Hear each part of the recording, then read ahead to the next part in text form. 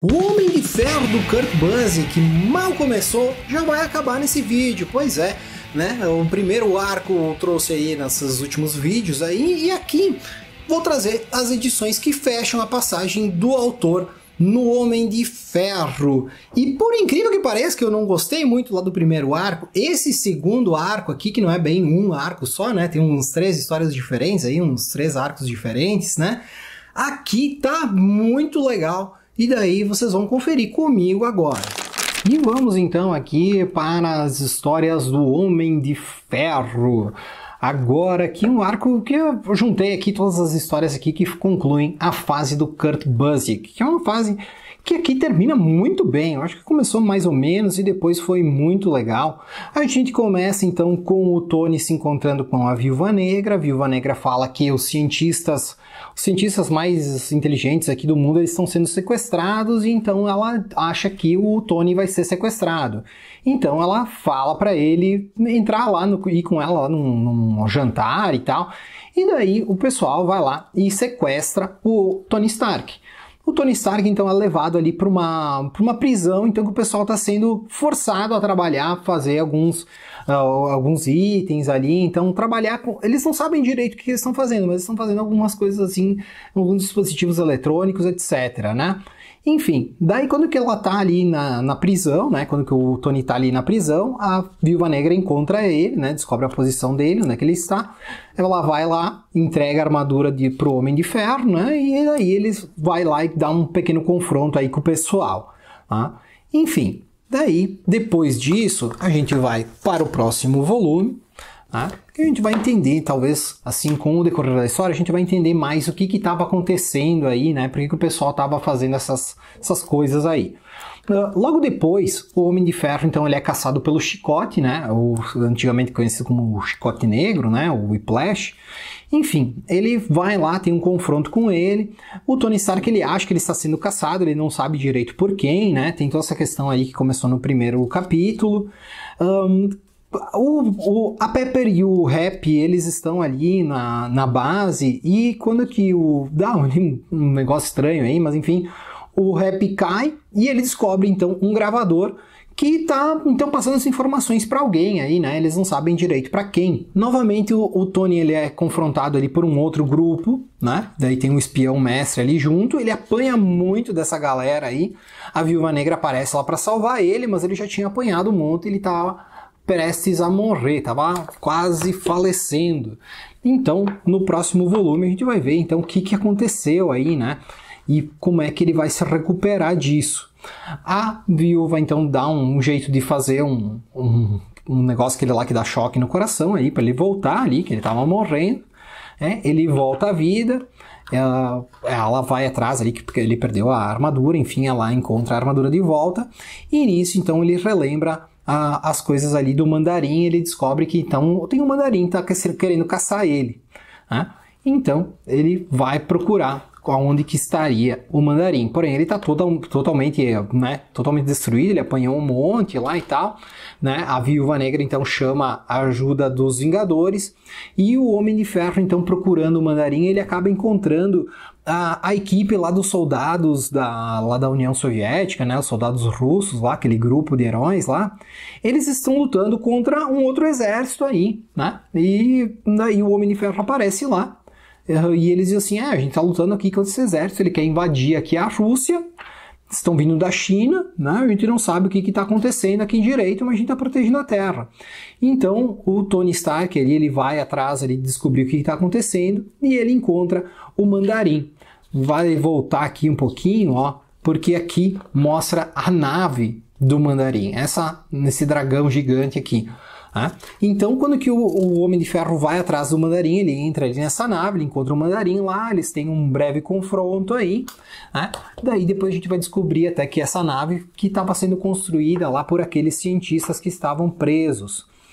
Os Vingadores, então, eles entram ali também na batalha, eles vão lá ajudar os soldados russos, né, para lutar contra esse outro exército, que é o exército do Mandarim. E o Tony Stark, então, lá preso, vai conhecer um pouco mais ali de como que o Mandarim está vivo, né? Que ele anteriormente teria morrido, né? Então vai mostrar um pouquinho disso. Mostra também que a Madame Máscara foi morta, é uma coisa meio estranha aí que depois eles vão explicar. Né? Enfim, daí o Mandarim tá lá com o Homem de Ferro preso, ele tá explicando ali os poderes dele, né? Que dentro da nave, então não tem como o Tony Stark vencer dele, porque ele comanda todas as coisas da nave. Eles têm um confronto bem gigantesco e daí, por fim, o Tony consegue derrubar ali o dragão gigante.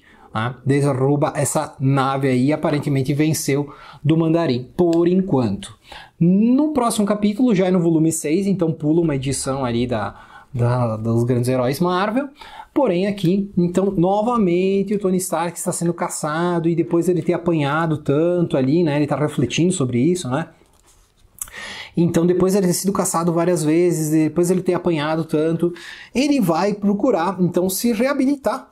Porque ele apanhou um monte, né? Ele tá com o corpo todo esfacelado. Ele procura ajuda da Jane Foster, né? A Jane Foster ali, a médica, dá uma ajuda aí pra ele. Mas aí eles descobrem que ele não pode mais ser o Homem de Ferro, porque quando que ele tá dentro da armadura é como se ele estivesse dentro de um negócio elétrico, e isso acaba fazendo com que os anticorpos dele, enfim, né, não atuem direito, então ele não tá se recuperando legal justamente por causa da armadura. Então ele não pode mais ser o Homem de Ferro. Aí ele descobre então que a Madame Máscara foi morta, né? Tem toda essa explicação aí. E em paralelo aparece um máquina de combate, ele vai lá nessa empresa chamada Astrodyne e ele começa a destruir a empresa. E essa empresa aí, o Tony Stark estava trabalhando com eles, né? Que ele tinha então essas soluções Stark ali, que ele estava dando assessoria para algumas empresas, ele estava dando assessoria para essa Astrodyne. E ele tinha, então, se negado a trabalhar com uma outra empresa. E daí a gente vai descobrir que esse máquina de combate trabalha para essa outra empresa. Justamente, então, ele atacou a Astrodyne para que o Tony Stark aceitasse trabalhar lá para aquela outra empresa. Que daí depois eu vou falar o nome. Aqui tem a participação da Warbird, né? Que ela foi expulsa dos Vingadores. Aí tem toda essa questão aí que ela tá de cara com o Tony Stark, porque é ele que expulsou ela da equipe, né? E ele tá apanhando, ele voltou ali ser o Homem de Ferro para impedir o máquina de combate aí, né? Sem saber quem que era o cara que estava dentro da máquina de combate. Mas enfim, ele vai lá lutar contra o máquina de combate, ele acaba perdendo, né? Então ele tá bem destruído aí depois de todos esses confrontos aí. Daí aqui a gente vai conhecer um pouquinho mais da história do máquina de combate, né? Quando que o James Rhodes foi o máquina de combate, daí fala que ele trocou de armadura, etc. A armadura dele teria sido perdida, né? Enfim, daí nós vamos ver então aqui que a Warbird salva ele. Aqui essa edição é desenhada pelo Patrick Zircher. A arte dele eu acho mais legal até do que a do Sean Shen, que é o cara que está desenhando regularmente, né? O Tony tá ali, né, todo destruído ali depois desse confronto, né, contra o máquina de combate, mas enfim, ele vai lá na sua casa, ele pega aquele dispositivo que ele tinha usado anteriormente na Guerra de Armaduras, que era um dispositivo que desabilitava, né, desligava todos os componentes criados pelo Stark. Porém, quando que ele vai fazer com o máquina de combate, não dá certo, porque não é a armadura do máquina de combate original. É uma réplica, né? Os caras fizeram uma máquina de combate diferente. Daí ele apanha, né, novamente, ali, o máquina de combate sai fora, e ele tenta novamente se vestir aí com a armadura, porém não tem jeito, né? Ele está completamente destruído. Então ele vai ir para uma base lá, um lugar ali que faz a reabilitação das pessoas, só que essa base ela é comandada pelo controlador, né? Esse negócio de reabilitação aí que ele tem. Então, mas claro, ele não sabe disso, ninguém sabe. Porém, ele vai lá para se recuperar, né, de todos esses danos aí que ele sofreu aí nos últimos meses. Então ele vai lá, tem um tratamento especial ali feito pelo controlador, e daí nós vamos descobrir que o controlador está fazendo essa coisa aí, essa recuperação aí nas pessoas, etc., porque ele está usando isso para controlar as pessoas. Até tem a mocinha lá do Friends, não sei o nome dela, porque eu não assisto Friends, mas enfim, ela aparece aqui na história. Mas daí nós vamos ver então essa história do controlador, conhecer um pouco do passado dele, e daí hoje então ele está fazendo algumas máquinas aí que recuperam as pessoas, porém ele consegue controlar os pensamentos das pessoas. E ele tenta fazer um controle meio estranho, porque ele não sabe que o Tony Stark é o Homem de Ferro, né? Ele tenta fazer com que o Tony Stark demita o Homem de Ferro, porque o Homem de Ferro é o guarda-costas do Tony Stark. Então o controlador tenta fazer isso, porém daí o Tony Stark começa a achar estranho, né? Ah, como assim que me deu essa vontade de demitir o Homem de Ferro? Não tem como. E, enquanto isso, tem essa Rumiko que ela apareceu no arco anterior, ela também vai lá para essa clínica junto com o Tony Stark, eles têm um envolvimento, né? E o Tony Stark, ele tá fazendo um controle via controle remoto, ele tá brincando com o Homem de Ferro via controle remoto. E ele fica ali nessa clínica aí aparecendo, e o controlador, então, ele se veste de controlador, né, mesmo, e vai lá, briga com a armadura do Homem de Ferro, mas não dá uma briga muito certa aí, né, não termina muito legal pro controlador. Ele volta a fazer o controle na cabeça do Tony Stark, da moça também, ela meio que pede pro Tony Stark demitir o Homem de Ferro. Porém, ela acha meio estranho aquilo tudo, né? Porque ela não costuma fazer isso, né? De meio que coagir as pessoas a fazer as coisas que ela quer. Então ela pega, no meio da noite, ela ouve uns barulhos estranhos, ela vê que tem essas máquinas aqui, né? Ela tenta acordar o Tony Stark e não consegue. Daí ela também acaba sendo presa ali pelo médico, né? O controlador, ele se veste aqui desse médico aqui, né? Então ele tenta pega a moça, prende ela, nisso o Tony Stark acorda, daí ele se veste com a armadura e vai brigar ali contra o controlador, né? E tem todo um confronto aí entre eles, né? Ele vence o controlador, porém ele se separa da moça, né? Porque ela diz que nós vamos ficar juntos, tá, não sei o que, enfim, daí o Tony Stark não vai ficar com ela. Depois, nós temos então outras duas historinhas aqui, fechando a passagem do Kurt Busiek, e daí aqui ele já tem a ajuda do Roger Stern nos roteiros. O Máquina de Combate volta, agora com mais um trambolho aí, né, na sua armadura. Ele surge novamente, e daí a gente vai ver que o Tony Stark, então, ele percebeu que aquela mulher ali da outra empresa, né, ela estava com más intenções, né? Então ele decide se infiltrar na empresa para ver quais são os planos dela. Ele finge que vai trabalhar para ela, mas vai por lá justamente para descobrir o que estava acontecendo. Então ele vai lá na empresa, ele descobre que a Jocasta foi meio que sequestrada por essa moça, né? Para ser uma inteligência artificial para trabalhar para ela. E o Tony Stark descobre isso, né? A Jocasta, aquela que até foi membro dos Vingadores aí, né? Meio que era para ser a namorada do Visão, vamos dizer assim, né? Enfim, o Tony Stark descobre isso e ele tenta libertar a Jocasta, mas a princípio não dá muito certo, né? E lá pelas tantas, então, volta, né? Surge novamente o Máquina de Combate. Daí agora ele foi contratado justamente para eliminar o Homem de Ferro, e daí a gente vai explicar, né, vai tentar dizer para nós quem que é esse Máquina de Combate. Daí é um cara que trabalhou com o Rhodes, daí isso a gente vai ter a conclusão, então, na edição número 11, daí vai mostrar, então, quem que é esse cara, né, um cara que trabalhava com o Rhodes até apresentou a mulher para ele, né, a mulher dele para ele, né, que viria a ser a mulher desse cara. Então ele leva a moça para falar com o cara, para fazer com que ele não mate o Homem de Ferro. Então tem uma briga bem grande aí entre o Máquina de Combate e o Homem de Ferro, enquanto que o Tony também está tentando libertar a Jocasta, porque daí a moça lá, dona da empresa e tal, ela estava usando a Jocasta para lutar contra o Homem de Ferro também, jogando um monte de armas ali, um monte de mísseis lá no combate, enfim, né? E daí o Tony, ele consegue salvar a mentalidade da Jocasta e salva ela, enfim, leva lá para trabalhar lá dentro da empresa, né? Até que no final ele dá um beijo na Pepper. Então ele consegue vencer ali essa inimiga. Tem algumas coisas meio estranhas aí nessa história, né? Apesar dela ser legal, que daí a gente vai abordar um pouco mais agora. O Kurt Busiek é um baita autor, mas o Homem de Ferro não é um personagem que eu goste muito, né? O primeiro arco eu achei bem qualquer coisinha, achei bem simplório, meio que lutando ali com os inimigozinhos, e não explicava muito bem por que estava sendo caçado o Tony Stark.